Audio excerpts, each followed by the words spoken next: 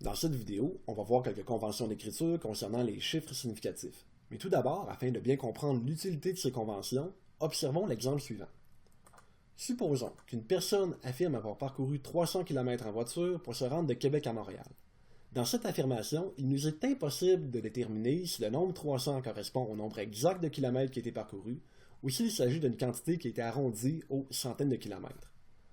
De façon analogue, si une personne affirme avoir parcouru 250 km en voiture pour se rendre de Québec à Montréal, on ne peut pas savoir si le nombre 250 est le nombre exact de kilomètres du trajet ou s'il s'agit d'un nombre qui est arrondi aux dizaines de kilomètres.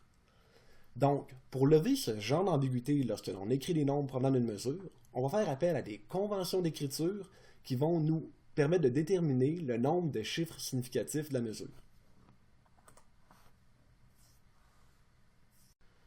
Une première convention d'écriture dit que dans les nombres provenant d'une mesure, par convention, tous les chiffres non nuls, donc différents de 0, sont significatifs. Par exemple, dans le nombre 54 321, tous les chiffres sont différents de 0, ils sont donc tous significatifs et le nombre comporte 5 chiffres significatifs. De façon analogue, dans le nombre 18, le 1 et le 8 sont tous les deux différents de 0, ils sont donc tous les deux significatifs et le nombre comporte donc 2 chiffres significatifs. Maintenant, les zéros, eux, ne sont pas toujours significatifs. Pour savoir s'ils sont significatifs, on applique la convention suivante. Les zéros sont significatifs si et seulement si ils satisfont au moins une des deux conditions suivantes. Ils sont significatifs s'ils sont placés entre des chiffres non nuls, et ils sont également significatifs s'ils sont placés à la droite de tous les chiffres non nuls dans un nombre décimal, donc dans un nombre comportant une virgule.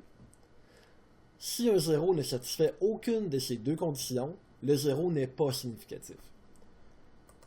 Donc par exemple, dans le nombre 84 001, les deux zéros sont placés entre des chiffres non nuls.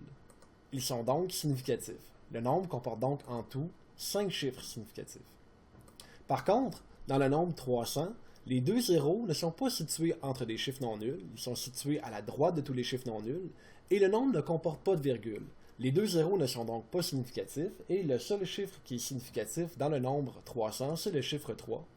On obtient donc que ce nombre comporte un seul chiffre significatif. Par contre, dans le nombre 300,0, les zéros sont significatifs, puisqu'ils sont situés à la droite de tous les chiffres non nuls, dans un nombre décimal, c'est-à-dire un nombre comportant une virgule. Ce nombre comporte donc 4 chiffres significatifs. Ensuite, dans le nombre 0,05200, les zéros situés à la gauche ne sont pas significatifs, mais les zéros situés à la droite sont significatifs, puisqu'encore une fois, ils sont situés à la droite de tous les chiffres non nuls, dans un nombre décimal. On obtient donc que ce nombre comporte 4 chiffres significatifs. Enfin, dans le nombre 0,007, les zéros situés à la gauche ne sont pas significatifs, il n'y a donc que le chiffre 7 qui est significatif, et le nombre comporte donc un seul chiffre significatif. Alors voilà, ça complète cette vidéo.